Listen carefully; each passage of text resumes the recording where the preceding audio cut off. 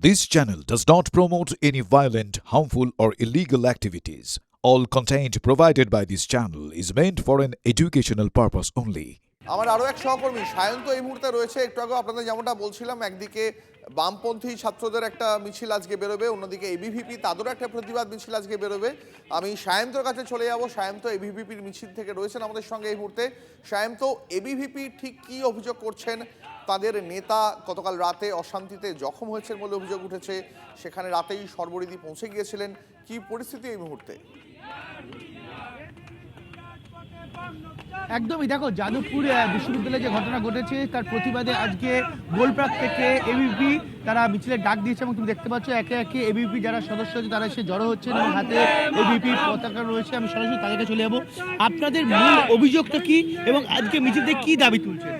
দেখুন, আজকের জাতীয়তাবাদী ছাত্রছাত্রীরা অখিল ভারতীয় বিদ্যার্থী পরিষদ এখানে আছে। আমরা আজকের এই গোলপার্ক থেকে যাদবপুর থানা পর্যন্ত যাদবপুর অভিযান করব এবং যেখানে যেখানে নকশালরা আতুরঘর করছে সেখানে সেখানে ওদের কফিনে পেরেক পোতা হবে।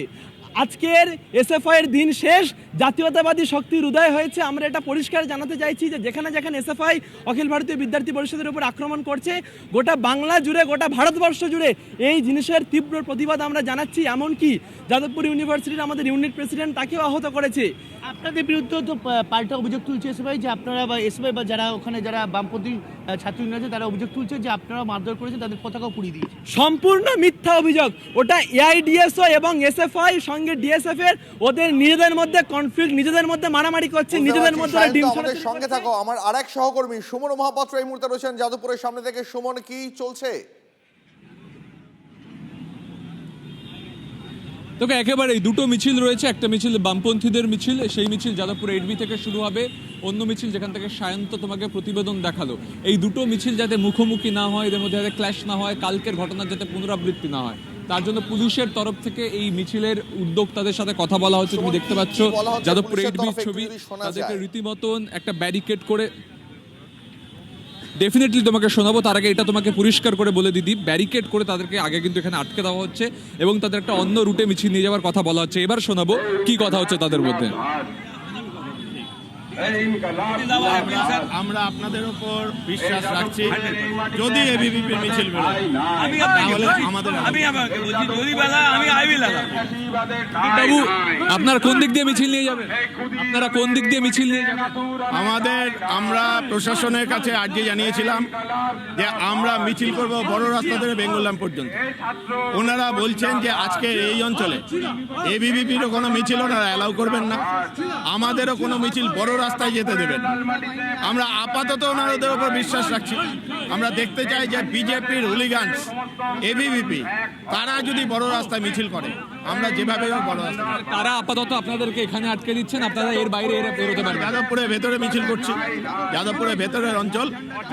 অর্থাৎ তুমি শুনতেই পেলে, পুলিশের তরফ থেকে নির্দিষ্টভাবে বলে দেওয়া হয়েছে যে এই মিছিল যাদবপুর 8B থেকে কোনোভাবেই যাদবপুর ইউনিভার্সিটির যে রাস্তা সেই রাস্তায় ঢুকতে পারবে না।